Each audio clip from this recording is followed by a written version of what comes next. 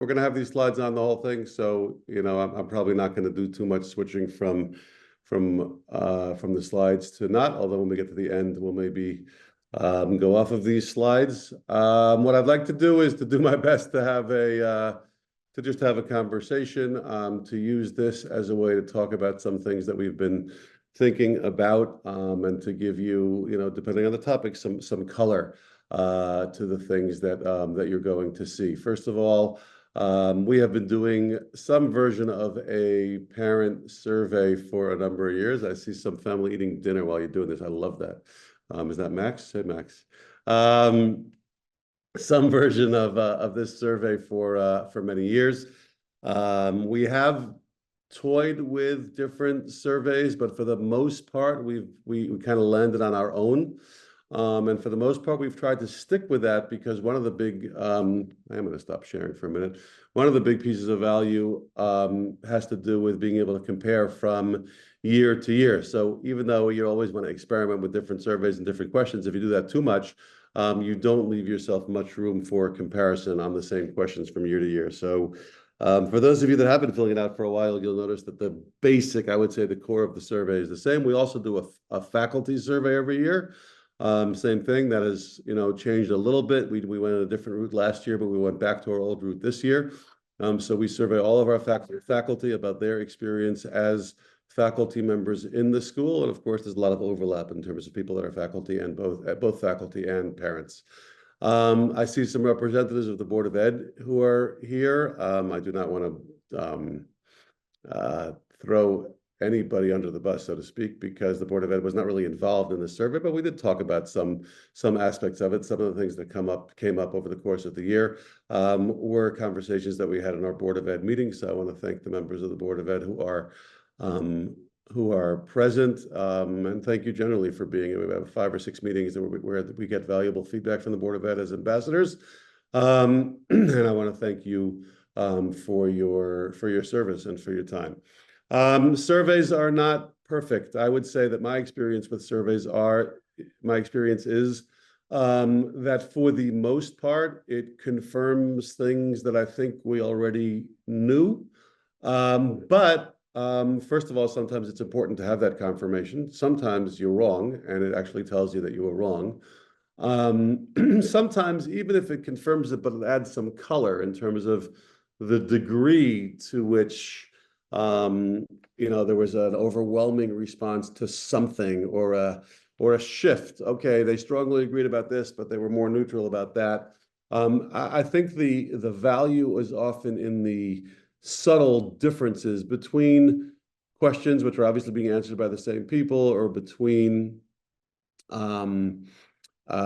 questions about certain topics where clearly, the school's doing really well on this, and actually we noticed that there's less satisfaction about that. Again, I think that it's only, when we say to kids who are entering high school that the interview is one part of the way the school views you. So the survey is one piece of feedback that we get where to try to give the parents, a broad. We have a lot of kids in the school. We've got 1,000 kids in the school. We've got many, many hundreds of families in the school, and we don't always know what people are thinking, and therefore, giving people voice, allowing them to express themselves, hoping that they believe in the process and in the system, which I think that people do. We're not out to, we don't go digging into finding out who answered what question. That's really not what this is about at all. But really about people being able to give honest and meaningful feedback about the things that happen in the school. The other interesting thing that happens, which I guess is a plug for, big data, is that it's remarkable to see how certain things are kind of similar from year to year, which, well, in some cases it means that we should figure out how to successfully implement change. But it also means that, wow, like, you 12 months, you took 12 months off and 270 people answered this, questions. And actually it's even when there are differences, they're small, which means that obviously the data has some legitimacy, because it would be unlikely that if it didn't, that you would get such similar results on certain things. And there are other times where we see that there's a real change, and that's something that either, like I said, confirms something that we knew or teaches us something that we should know, and we try to take that very, very seriously. I'm sorry for filibustering. I really want to start talking and showing you the results. And my goal is also just in terms of I always like to know when what the expectations are. My goal is for this conversation to be over at 7 o'clock. My goal is also to be able to respond to some of your comments. You are welcome throughout the survey, throughout this conversation, or it's a little bit of a monologue at this point, to put your comments in the chat. I'm not sure. If I can respond as we're talking, we'll do that. If I can just go back afterwards, or maybe after a section, I'll do that. But Leonette, I will not ignore you. So you can put it in when you remember, and I will go back to it when I'm able to, or when I remember. So please feel free, and I guess Yael and Becca will confirm that the chat is open. I assume it is, and you can do that. Let's just get into it. And again, we'll digress where that makes sense. And let me just get it open. Hold on.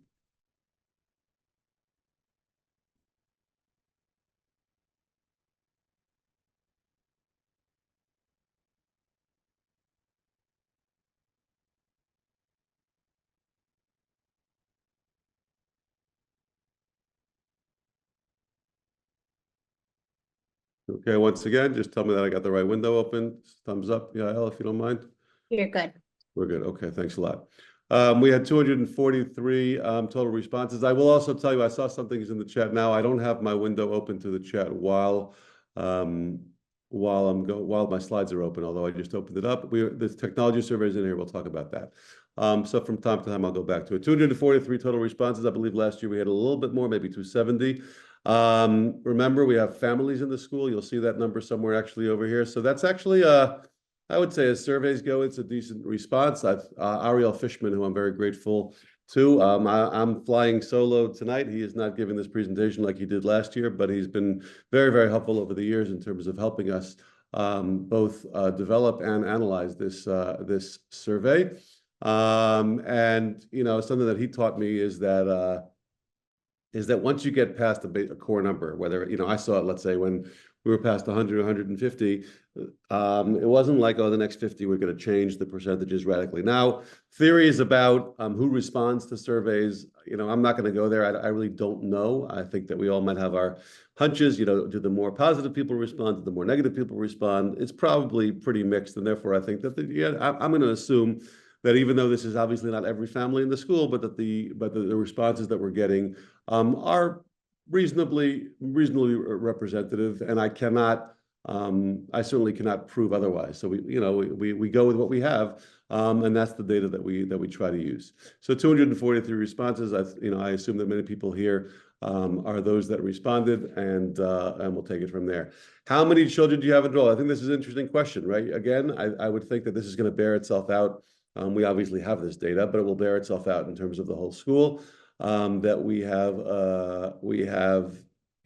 many people in the school who have multiple kids in the school, right? You're talking about more than one child in the school is well over 50%. So we have people in the school, which again I think represents our community. It's not surprising to know that you have experiences with multiple kids over a relatively long period of time.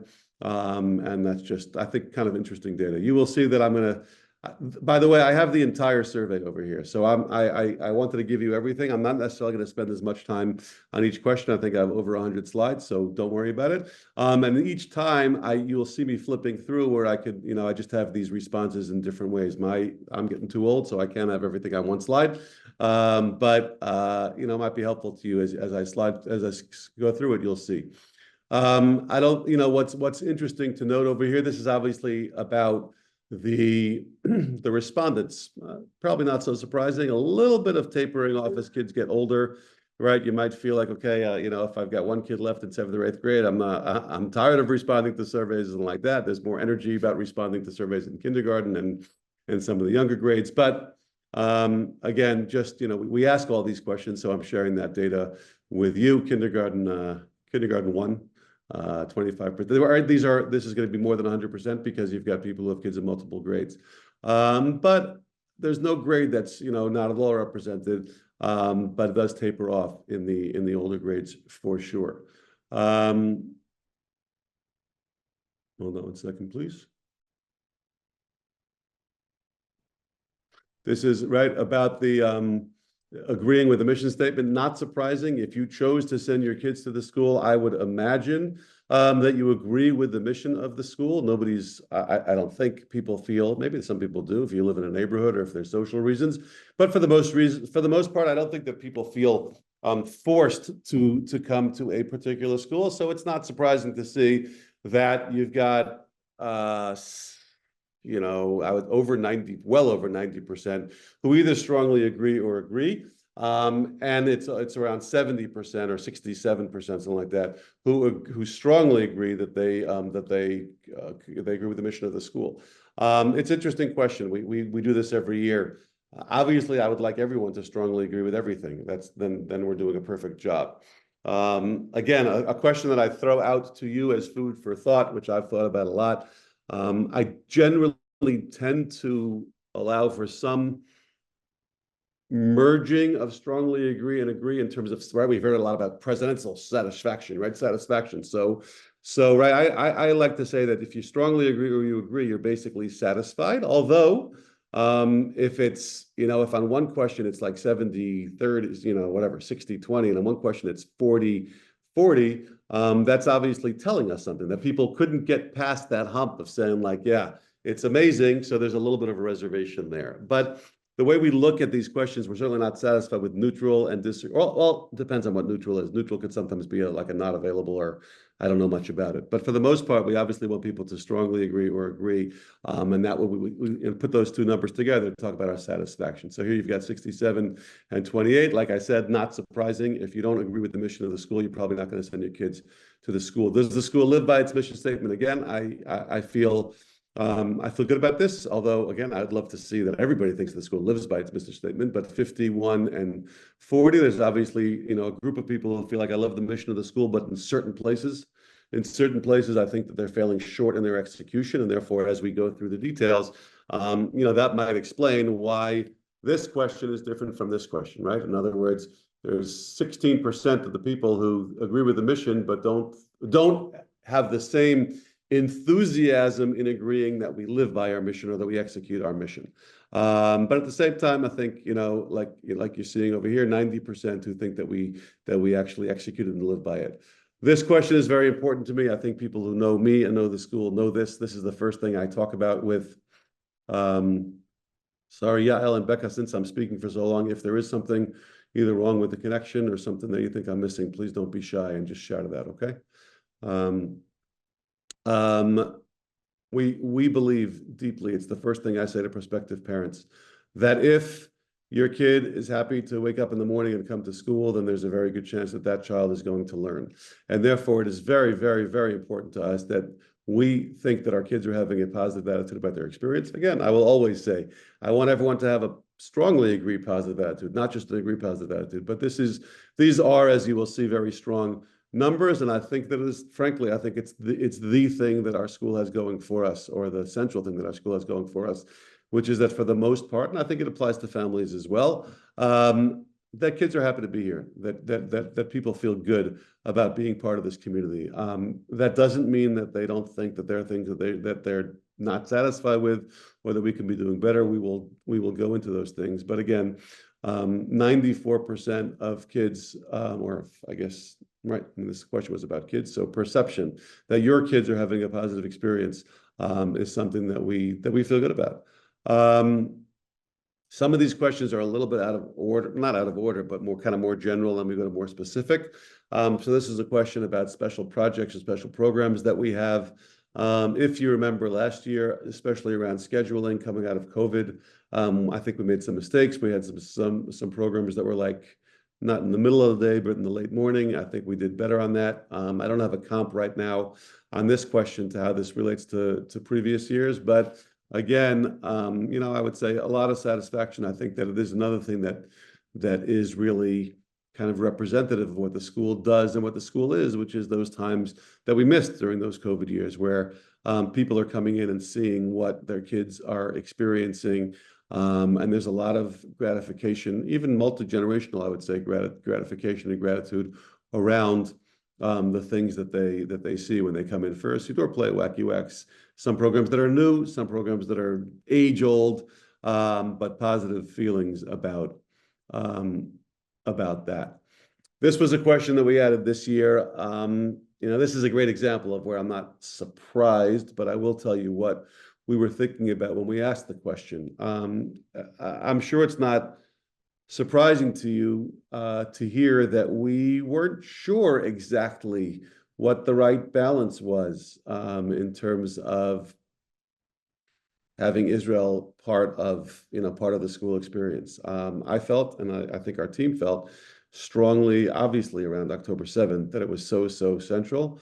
And we felt that it was important to keep that going, really till the end, which is pretty much what we did. Obviously, when you talk about something that's so intense over such a long period of time, it's not normal or not. I was just in Israel last week, and even in Israel, you don't, I mean, the intensity is so present, but at the same time, certain things, are surreal, and you go to restaurants and life goes on and things like that. So what we had to try to figure out, especially with younger kids, was how do you make Israel central without making it scary, first of all, and also, in a way that's healthy for kids. And what I'm happy to see in terms of the response to this question is that the community, which again, it's something that I think that I knew, but I wasn't sure about, and this really helps. 77% strongly agreed that, the things that we did, I guess, made sense. Questions like, should we gather on the steps every day? Questions like, should we be bringing speakers as often as we did? Questions like how, what age is appropriate for kids to be exposed to the things that are going on in Israel. The basic principle was it's not about you can have pride and you can even teach what's going on without being scary. I keep on using that word, right? If Michael Turgeman is going from the ELC to his second tour of duty or his third tour of duty in Israel, you don't have to you don't have to talk about everything that's going on there, but you could be very proud of him when he goes and when he comes back, and that could be a real learning experience. And then, right, lower school, middle school, what's appropriate, and faculty. By the way, I think that it was also important for faculty and for parents to be connected in different kinds of ways. So it's something that we did, and it's something that these numbers certainly show that there was a lot of there was good feeling about it. Although again, one of the things interesting about surveys is the comments, right? So you can write, you could be the one person who strongly disagreed, and you still have the right to write a comment. That comment could be a strong comment, which might be like, "Wow, I think it was crazy that we got on the steps every day for Tehillim." We have to take those comments I guess, in proportion and in stride, and kind of gauge where the whole community is. So this is something that I was, I guess, gratified to see as we were getting the results of the survey. This is a big one. It's going to come up. It's going to come up twice in the survey, once in the middle school section and once here. Maybe professional surveyists would not like the phrasing of this question. We weren't sure how to phrase it. To what extent do you agree with the school's recent update to technology practices? In the other survey, we asked too much or not enough or just right. So in this question, you weren't able to express that, but what we're seeing over here is clearly a lot of people who think that addressing the topic is important. I guess that it's fair to say it that way, that, right, these are different numbers than you're seeing in most of our questions. That makes you think that, okay, they're first of all, people are reading the questions and answering them when they answer them. And second of all, that there's something here, right? So 70+ % of parents think that this is a topic that is worthy of discussion. Otherwise, you would have said neutral. You would have disagreed because you didn't, you don't really care about those changes. So that's going to come up again.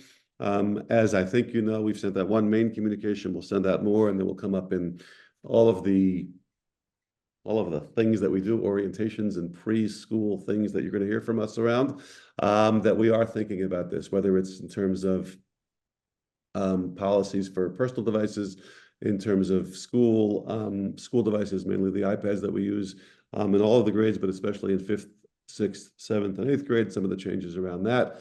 And then also some of the kind of conversations around social media, some of the initiatives around Wait Till 8th that we've been talking about. This is not a one and done type of topic. This is going to be, we'll get to lunch in a second. This is going to be, I think, a multi-year conversation, but I think that we're part of it, and we've recognized that we should be part of it. Um, so stay tuned. Some of the specific, I just saw a question. Some of the specific technology questions are going to be shared later as well. So bear with me. What time is it? 6:26. Well, I'm talking a lot. I'm sorry. All right. This is another interesting one. There's nothing, right? You can't hide from it. The same people who strongly agreed about a lot of things do not strongly agree that we have a strong lunch. Sorry, I thought this was lunch, after school program. You'll see the same thing at lunch. I know that there's a problem. I want to say it correctly. I think that we have a lot of after school programs. Becca, who's here, has worked a lot on making the sign up successful.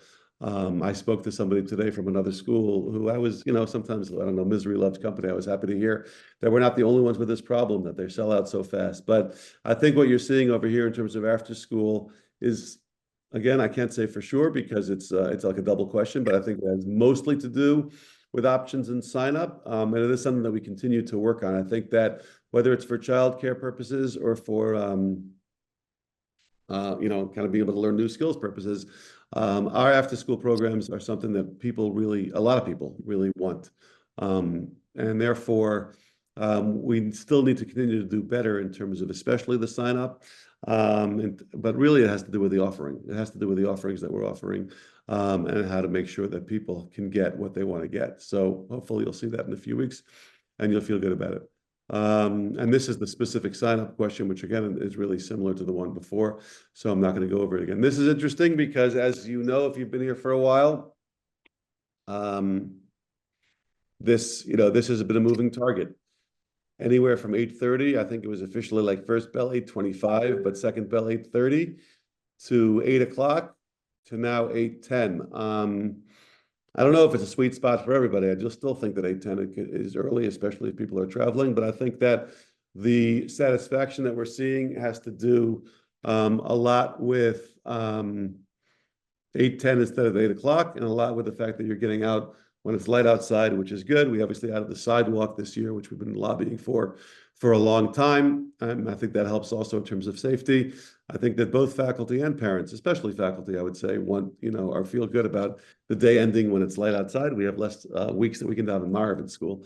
But otherwise, I think this is basically good. I think the downside of it for those that don't like it, right, 3:10 is a little early. You might feel forced into going to after schools if you want to have childcare.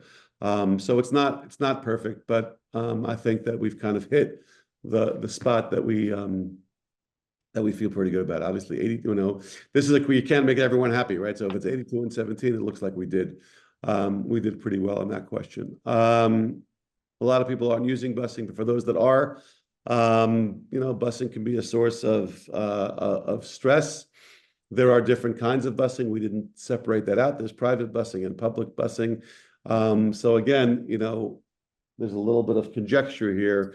Does this have to do with the fact that private busing is very expensive, which it is?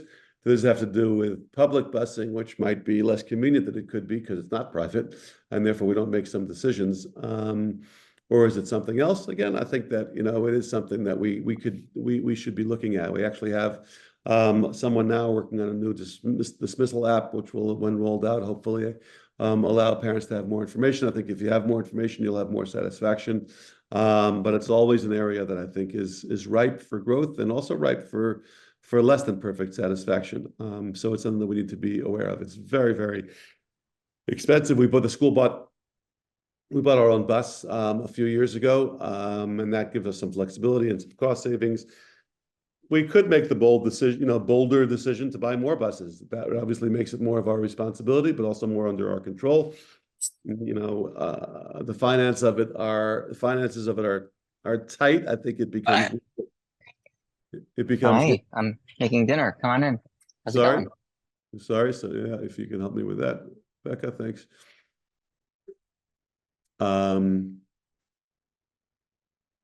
Sorry. But it's something that we have considered and will continue to consider, because it is very, very expensive to run a yellow bus, and almost feels like in certain cases if we would, right, go buy a 15-passenger van and do your own thing, which is not legal, so we're not going to do it. But those yellow buses are very, very expensive, and there's almost a monopoly in the country around it. Pick up and drop off process. I think that again, I will say that I think that there's a lot of energy and effort spent in making it smooth. But if you're waiting in line for even 10 minutes or sometimes for more than 10 minutes, that might not be fun. So I think that it's something that we could probably continue to think about. This dismissal app is one of those things, and anything that we can do to move things faster, more efficiently, without compromising on safety is something worth considering. I said I put the whole thing here, so I'm not going to comment too much on your own views of my leadership, but I do think, I try to. We talked to our administration about this as well. All of our administrators put themselves out there like this in terms of how their own direct reports view them. And, I'll say for myself, obviously, I would love to feel like everybody in the school has a positive relationship with me or feels that I'm doing my job well. This is actually, as you can see, pretty much exactly where it was last year. 50, you can look at the exact numbers, 53% strongly agree, 32% agree. People out there who have obviously had, negative experiences or disagree with a decision or they perceive that I took or am responsible for. And to be honest, I would say, where I would love to move is on the neutrals and on the agrees. I'd love for people to feel, whether it's about relationships with people, knowing them or knowing their children, which some people talked about, or some of the things that we're doing. Some people talked about the decisions around technology. Some people talked about, kind of my role in the school. Again, those were in comments, and this, here you have the data, which I would say is, something that I would always want to do more of. And I'm obviously happy to hear that there are a lot of people who feel either very positive or positive about the role that I play in the school. This is an interesting one, I think, and a lot of people wrote this in the comments, so I'm not just guessing.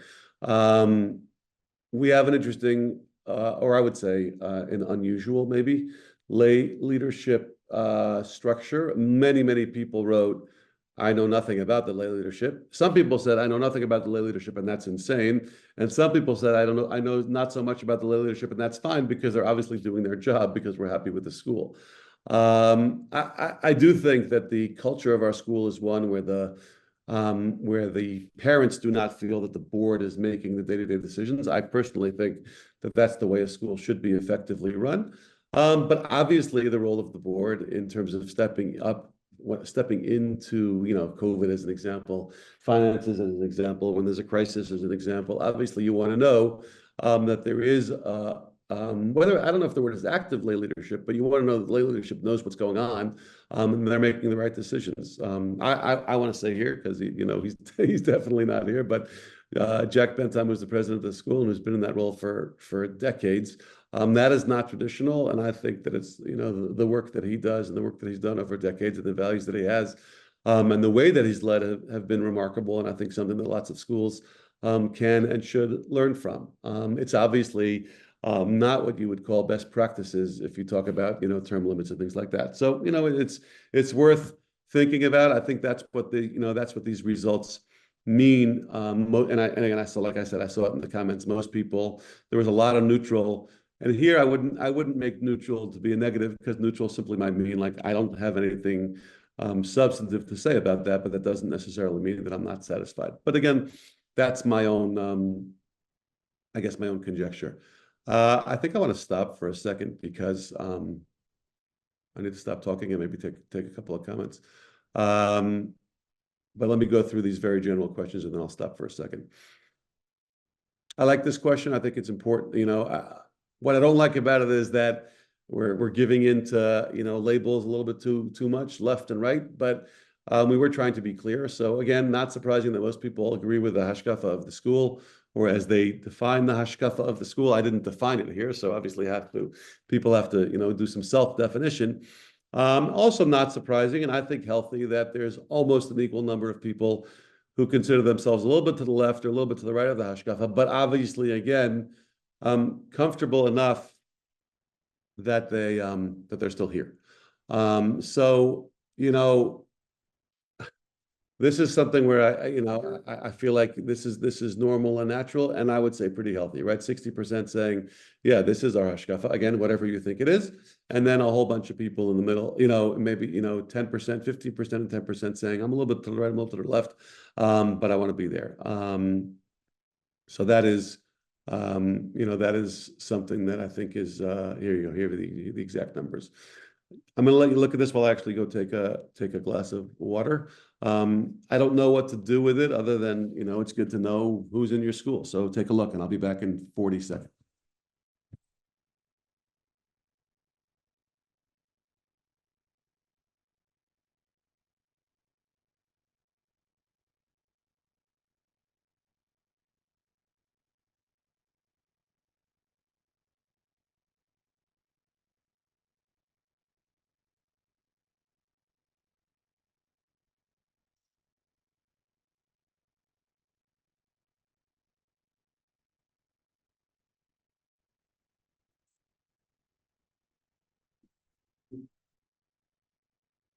Okay.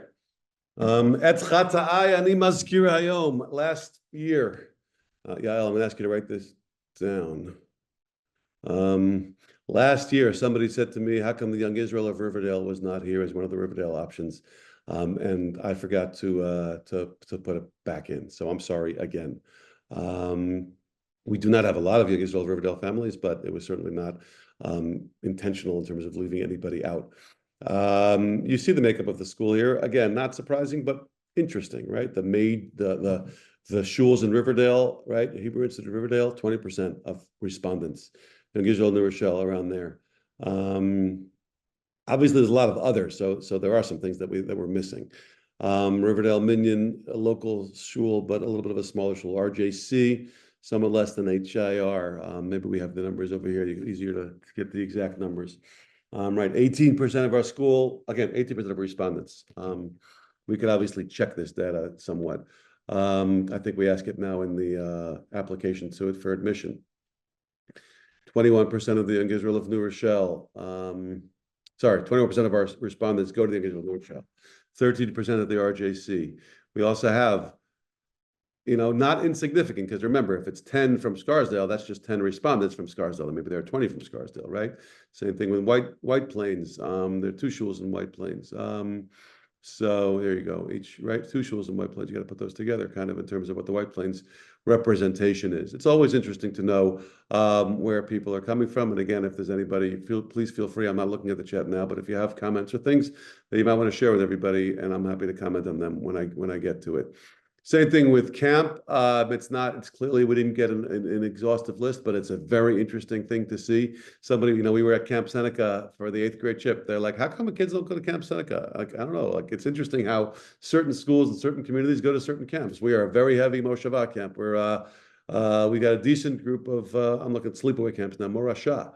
On the day camps, Ramanayak, Regesh, West Esher Summer Day.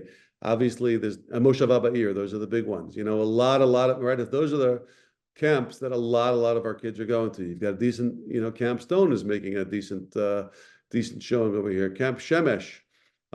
It's just, interesting to see where our kids go and where they don't go. Again, some of it might be fluke, some of it might be a trend, but just interesting information to be able to collect. We are now going to that part of the survey, which is kind of specific, department specific, and a little bit granular. I'm going to try to be true to, it's not looking so easy, but I'm going to do my best to be true to my goal. And at the same time, to give you meaningful information. The comps don't look very, very different. I think that we have a very full and a very well-loved ELC that has to do with the people primarily, and the building and the new building secondarily. We're obviously sorry to see Alana go. We're excited to see that the team that's in place and that Sarah Jabor is coming in are going to pick up where she left off and continue to make this a strong program. But and then obviously this is our feeder to the whole institution. So if you're thinking about this institutionally, note that you've got and this is different. I think that kids get older and things get older and systems get different. And it's, we don't see this, and, we don't see this response across the, and I don't want to just, talk about older kids or younger kids and just say that's natural. I think there's an amazing, amazing program here and amazing positivity around it. And I think we should be proud of that. And we can go into some of those details, but again, all these questions now that you're seeing are ELC related. And the numbers are actually very similar. So I'm going to run through them a little bit quickly. This is ELC. We ask about education kids are getting. We ask about overall experience. We ask about relationship with teachers, which is very, very important to us, which we obviously believe correlates with the other areas of satisfaction, and that's what you're seeing here. We ask about responsiveness. When something happens, do people respond, whether it's teachers or administration? And we ask, right, and the same question pretty much about teachers, about administration. So these are the kind of a general ELC questions.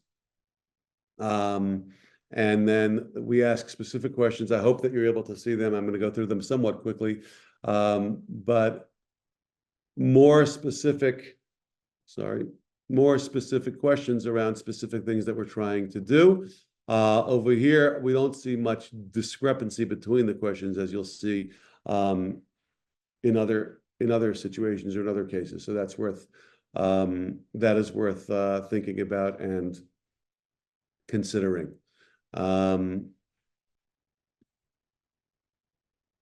The Tzaharon question is different. So here's a great example where when it comes to Tzaharon, obviously a lot of people are not in it. So it's not 20% for, it's not a lot of people who disagree, but again, it's not as, kind of rave enthusiasm as we've had for other areas. And I know that's something that we're always thinking about in terms of the after school experiences generally, and we're thinking about. We are moving on relatively quickly, moving on to the lower school questions. Sorry, I'm about to die.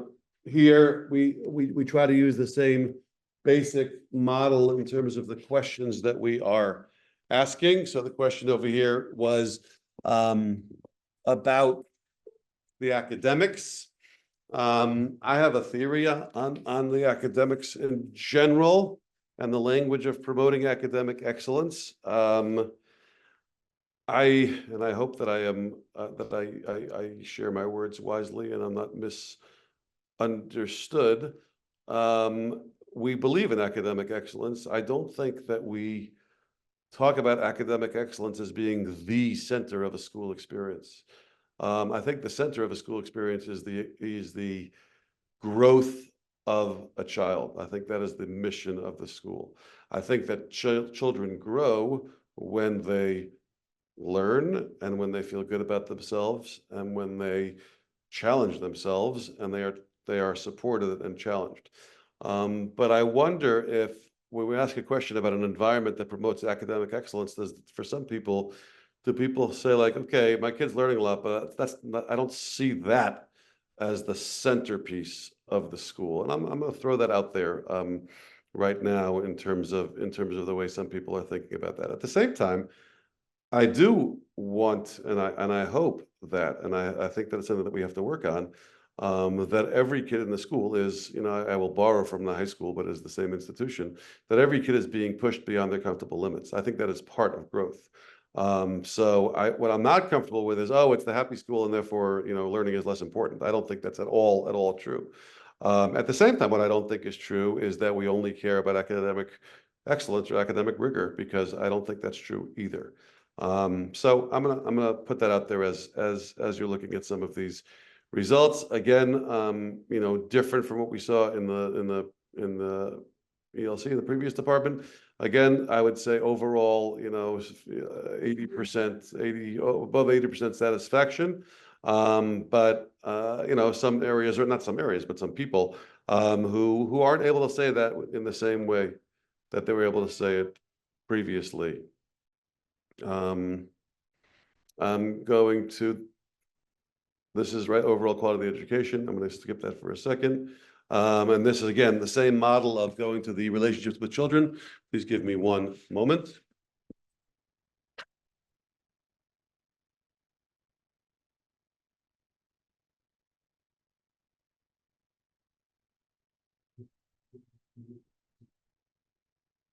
Yes, you can read it.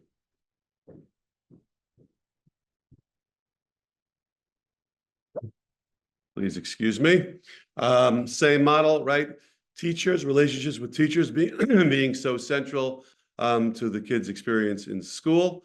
And here, right, a little bit different from the previous question. So you're talking about the same people who are giving you a little bit more, that's fine, a little bit more of a positive response on the teachers' relationships with kids, and then something less resounding on the academic excellence. Responsiveness too, very similar to the last question, even a little bit more positive. Questions about the administration. I want to thank the administration, Maura Sarah and Maura Beth and Melissa Rothwex this year, and also the Pisgah administrators, Laura Michelle and Eliza Ainsberg, who really work together to make the school what it is. But you know, here you have, and again, welcome to take your comments, but responses around the experience with the administration in different departments. It's something that's hard. One of the challenges, I think, of a big school. One of the challenges you have in a big school is that you know, do people feel like they're getting the answers that they need to be getting? Do they know who to speak to, whether it's the teacher, which it usually is first, and then the guidance counselor, and then the assistant principals? Does that make them feel like they're in such a big organization that, okay, you would never speak to the principal because there are so many layers of people you speak to before that? You know, how do people feel about that? All kinds of things that I think are worth thinking about, but it's really important in any industry, I would say, that you feel that if you're invested in something, that you know who to go to if something is not working well. And you know, here you have, it looks like, you know, 70% satisfaction, and then, you know, always an area that we could be looking to for growth, 73%, 74%. Here we have more specific questions. Sorry that some of them are cut off, but I'm going to point out some of the things that to me are obvious. Connection to Hashem, observance of mitzvot. You'll have to, you know, kind of just go through these. I think it's strong. This one obviously stands out. It stands out this year. It frankly, I think, stands out in many years, but especially this year, right? Especially when it comes to connection with B'nai Yisrael. I think that is what people see as, certainly this year, so as very, very central to something to the school and something that we're doing well. I do think that tefillah in general is getting better. I also think that tefillah will always be hard. So you know, I think it's worth thinking about. There was a mistake on that missions question, so ignore it. And then the in-school specialty offering. So as opposed to the after schools, but the art, the music, the things that we do in school that are hard in any yeshiva because of the fact that you're trying to do dual curriculum, but there's been a lot of resources put into making those programs meaningful. And you know, if you were at the evening of music and art, I think that you felt it. I felt it. And you know, kind of generally, there's a lot of work on making those positive experiences for children. This is, I'll just give everyone a second to digest it. I don't have that much to say on the specifics, but I'd like you to be able to see it. You know, you're obviously looking for outliers or things that are, you know, different between one and the other. So that's where, you know, but over here, almost in every bar, you're around, between the two of them, you're around, I'm going to say close to 80%, 75, 80%.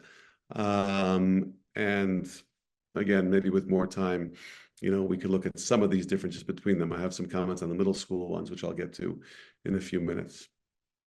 Let's move to the middle school. I am sorry that I'm moving quickly, but I also want to give people time to talk, and I don't want to go all night because nobody would want that.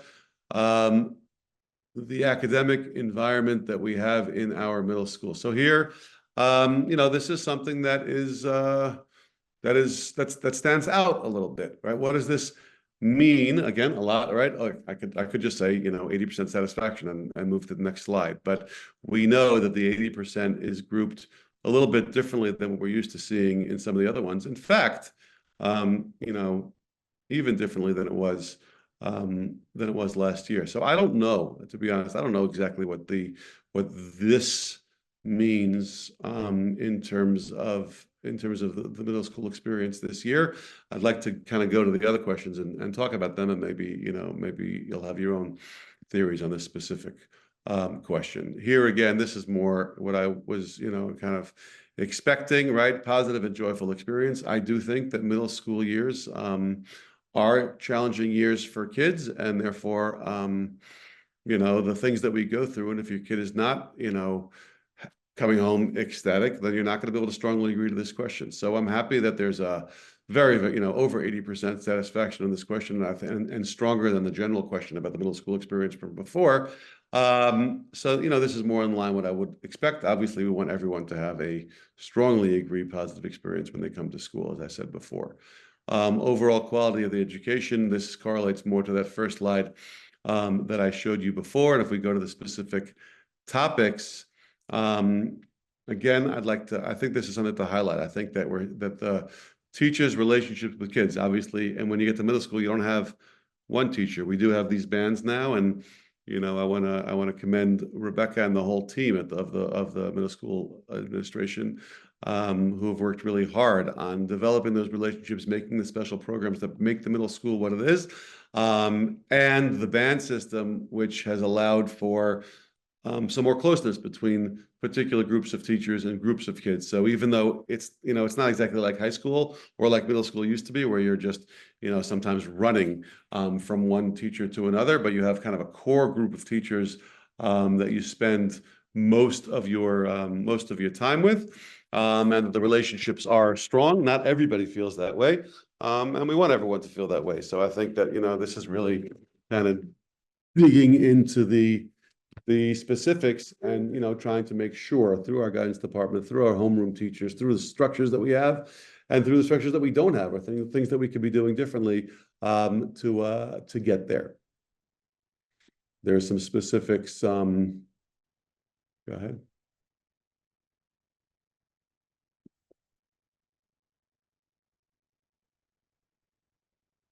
Okay, this is similar to what we've seen in a lot of the slides before. I want to make a comment about the middle school administration. Also a little bit untraditional. Rebecca leads the middle school. She has led the middle school alone for the last 4 years approximately. I'm very, very grateful to her for her leadership. We have a group of other leaders in the middle school. Adina Steinberg, Ayala Reis, Zev Hyatt, Lauren Weiser, Ali Bloom. They all have leadership roles. If I'm not missing anybody, I'm sorry. They all have leadership roles within the middle school. So I think that some of them are known to more parents than others, but whether it's in curricular area, some of the anti-Semitism stuff that we did, special programs on curriculum that we did, a lot of the obviously special programs that we do that are hallmark of SAR, Zev, Rabbi Hyatt's tefillah work, and other spirituality stuff that I think have been implemented this year, and there'll be more of. So there are lots of different, lots of different directions that this is going in. And I think that this is only 1 year into that new structure, and I think that you'll be hearing and feeling more about that over the course of the next year and beyond. This is a question specifically about the guidance department. I don't remember now why. I don't remember now seeing the guidance question for the lower school, or maybe I missed it. I'm sorry. But having pretty much one guidance counselor per grade, or one for a grade and a half in the middle school, is something that we think is important, and we obviously want to make sure that the experience, or that the guidance counselors are able to respond to, I would say, kind of special situations that come up, but also be there for everyone in terms of social development, social issues, understanding the social dynamics of the grade, and working within that, which starts, by the way, in the summer with class placement and goes all the way through the year. And and it can be hard. It can be hard. Things even change over the course of the summer, and you have to pivot. These are the same. I'm going to give you again a second to digest these questions by yourselves.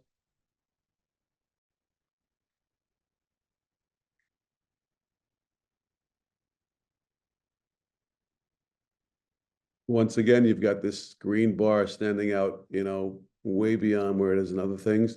I do want to point out again, I think there's something, I don't know if we would have seen these a few years ago about tefillah. 70-80% of people, talking positively about tefillah in the middle school. I think that's actually really great and something that we've worked hard on in different kinds of ways. It's not always the same answer, but whether it's the size of the tefillah or what happens during tefillah or the people that are running the tefillah and what they're doing there, but I think there's been a lot of growth. And once again, this is like a little bit of speed dating, but we're gonna go through it, and then at least I'll start taking questions by 7 o'clock. I want to point out over here, I don't think Ivrit was here a few years ago. Between the blue and the green, Ivrit was a very weak link in our middle school, I think, in terms of kids' experience, in terms of teachers, consistency of teachers, and there's been a lot of good work on that.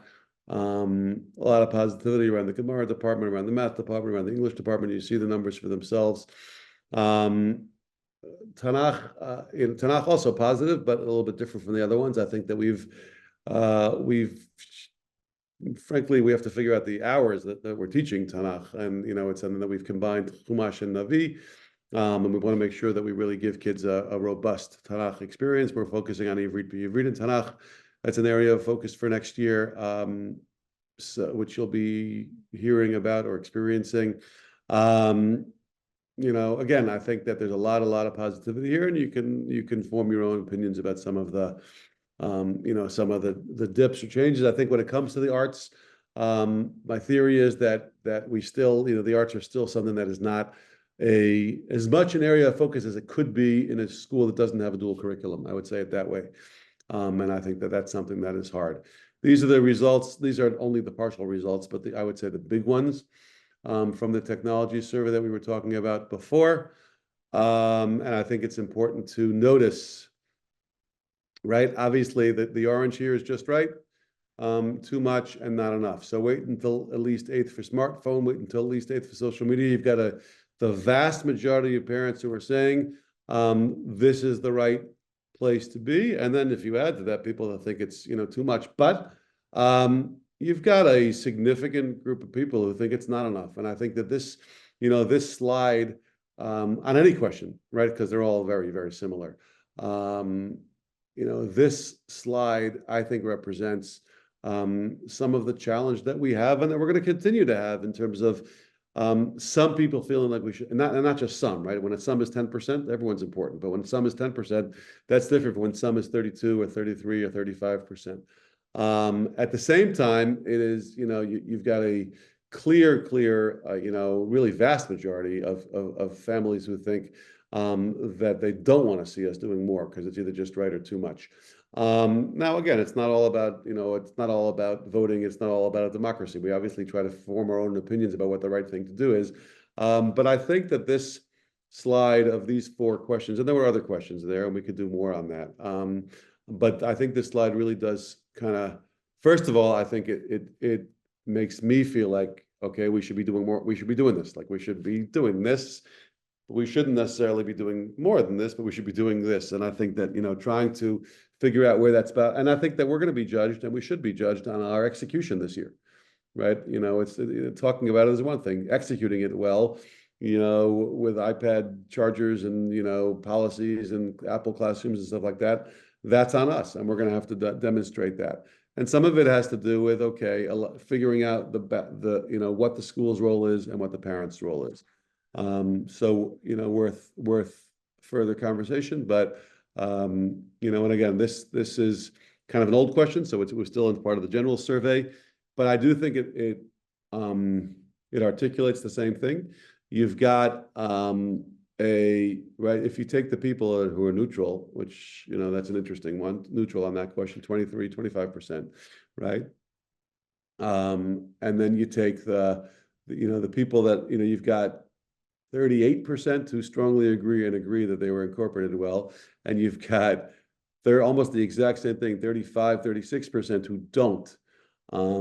It's hard to have an environment where you've got those, you've got that discrepancy. And those are not small numbers, right? 35% is a lot. But 38% is also a lot. And that's, I think, the challenge that we have just in terms of public perception. I think the other challenge is trying to do the right thing, articulate what's right for our kids, communicate that, and then execute it.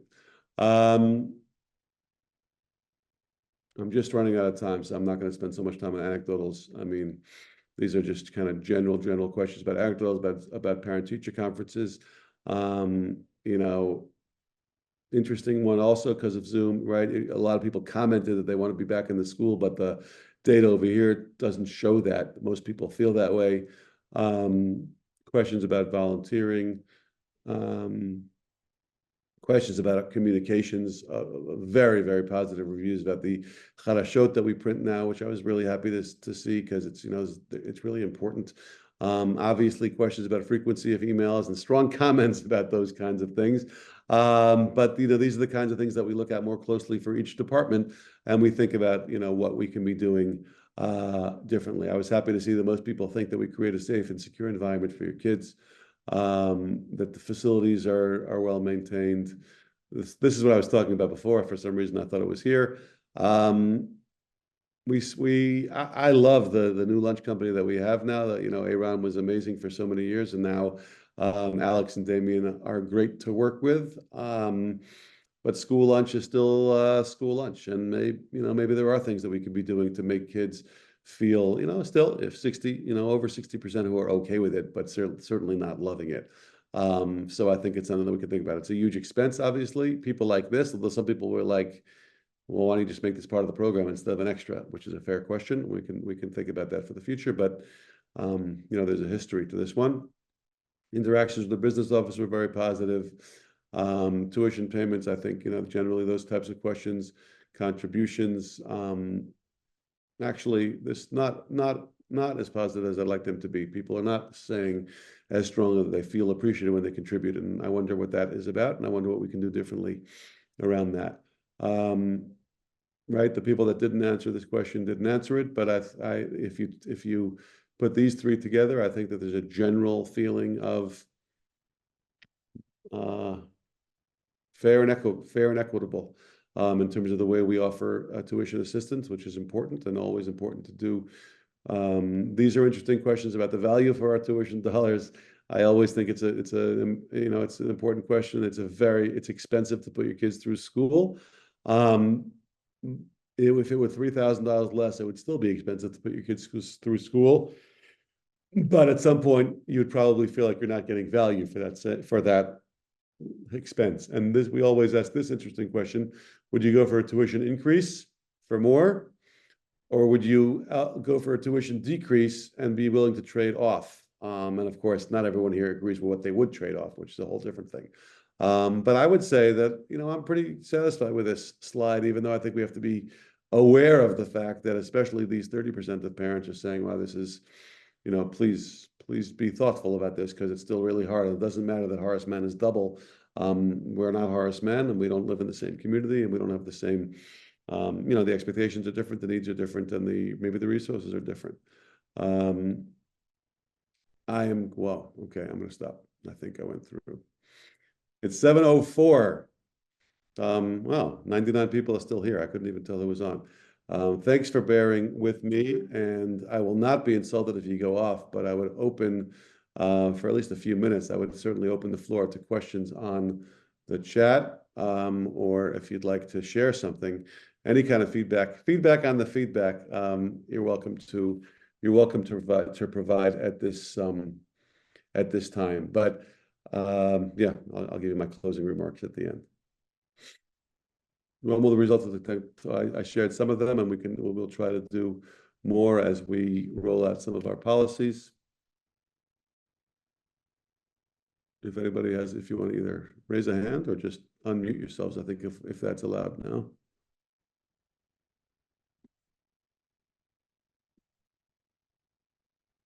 Don't be shy. Well, again, if we have a question in the chat about after schools, when they're going to be released. Oh, I didn't see that. Where is that? Maybe I'm not seeing them. Okay, sorry. After schools are going to be released, I would say in about 2 weeks. We are still We're still kind of shoring it up, but we'll get it out there. And my goal is that when we release it, you're happy with it and you don't get locked out too fast. Although sometimes, I mean, with some classes you will. That's just going to be the nature of the beast. But we're really trying to make sure there's a robust set of offerings.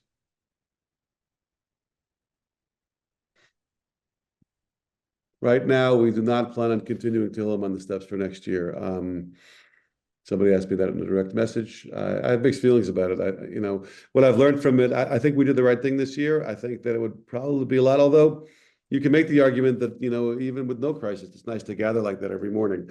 What we did learn from it is that it's pretty easy to do. So we might keep the slot and say, okay, 8:35 is the slot. If we think that we want to do it, we know that we can do it because we did it every day last year and it was okay. So I think that's the short answer. Is there an alternative communications method the school endorse for middle school commuters and extracurricular participants if the kids don't have phones? The communications that we have for parents will obviously continue, and we'll work with people. We certainly don't want people to feel like they have to have phones. But I know that sometimes when your kids are already out of school, you're relying on that, and whether it's certain smart or dumb phones that that you're comfortable working with, or other solutions. I think that I would also encourage the community to think about that in terms of, okay, fifth graders don't have phones, sixth graders don't have phones. What does that mean? It does mean that the school will be counted on to communicate like for many years we were counted on to communicate. So certainly we'll do that. After school bus for middle school that has come up. It is to be honest, it's a very, very big expense. So it's hard for us to it's hard to do that without really really jacking up the price. But generally, when we have a demand, we would work with something if there's enough of a demand.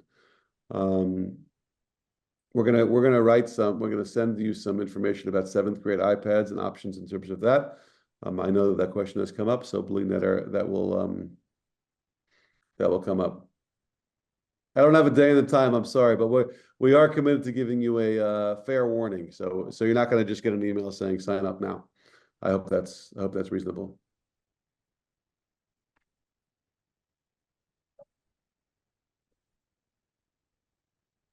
Depends on the bus, right? Some of the buses are not, we don't control the rules of the districts. Private busing, anybody could sign up for. So it really depends on the bus. I'll still open to a couple of questions if you want them, but I want to just kind of close where I opened, which was with your voice matters, and I hope that people feel that way.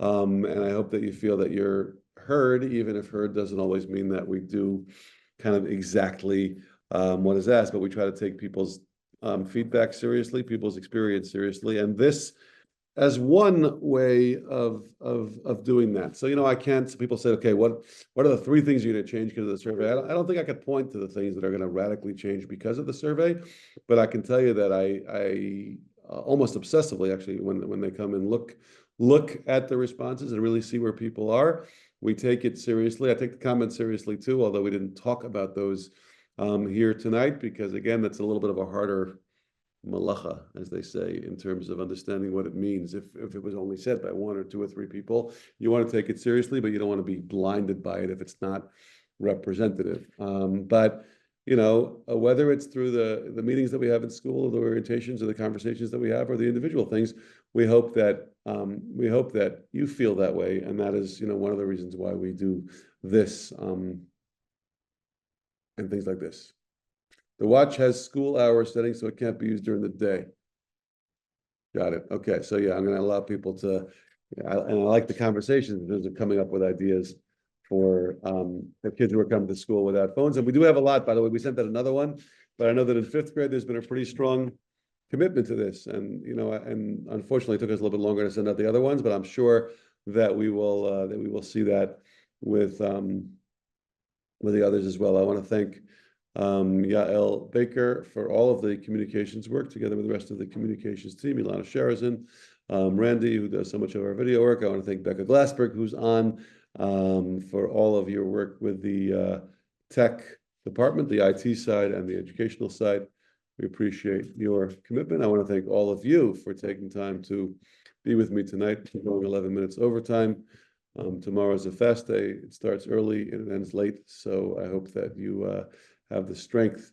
If you're able to fast, you have the strength to have a meaningful fast. For a moment, I thought about doing this during the fast. I'm happy I didn't, because I couldn't even get through this without drinking. And we will we'll take it from there.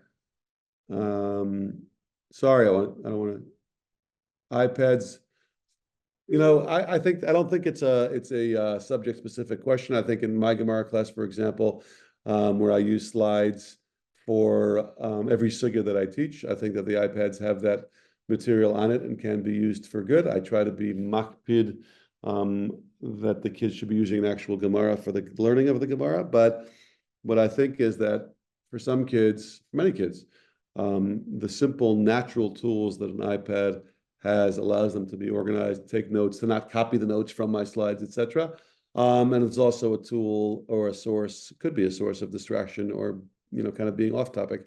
And I think that it's our job to make sure that we have, you know, I would say more kids, more of the time, more on topic. Right. I think, you know, in the history of schooling, nobody's ever been on topic all the time. But I think that our job is to keep them engaged more of the time. And if the iPad is not helping that, we have to think about how to do better with it. So I don't make a particular distinction between Gemara and Limud. I think that could be used great for Gemara and it can be used poorly for math and vice versa. I think it's really about habits of kids, organization, and then tools that teachers are comfortable introducing or using that they think bring value. And I think that there's a lot that could bring value on both sides of the aisle, so to speak. And there's also a lot of distraction on both sides of the aisle. Okay. Thank you all again for your time and for your attention and for participating. Really, really, really appreciate it. And have a wonderful night. Thank you.